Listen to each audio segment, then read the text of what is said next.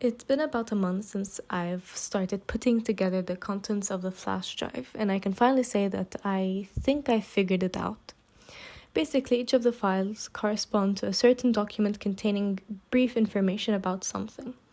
The first file had 3 grids: circular, square, and triangular, which corresponded to the first document, and which had explained the 3 types of imagination: emotional, strategic, and intellectual imagination, and how each of them corresponds to each grid, which was later portrayed in the next pair of files, which is file 2 with document 5, which visually represented that by shading units in each grid to create a composition.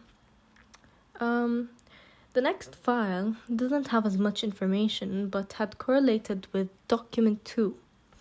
And it was quite simple to how it came about.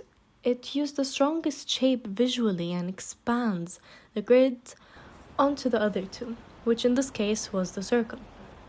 Now, file 4 and document 7, along with file 5 and document 4, and file 6 and document 3 were all related to the first expansion.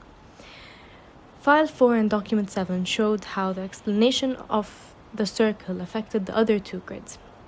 Even though the composition of shapes in this part weren't very present, they were still kept in mind as to how the triangle and square conformed to the expansion of the circle.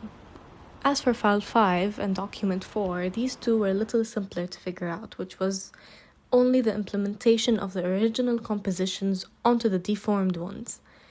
And as for file 7, it went along with document 3, which contained a color analysis, so a little self-explanatory, but each color correlated with a type of imagination.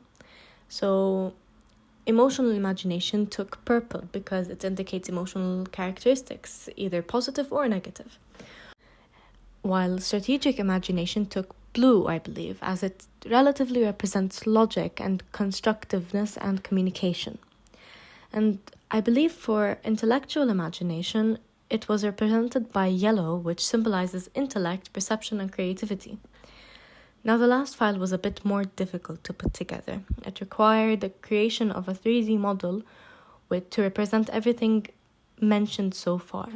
The heights of the paper is to indicate the impact or importance of the shaded units.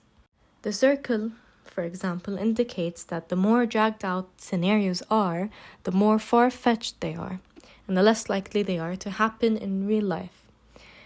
The concept applies to the other compositions as well.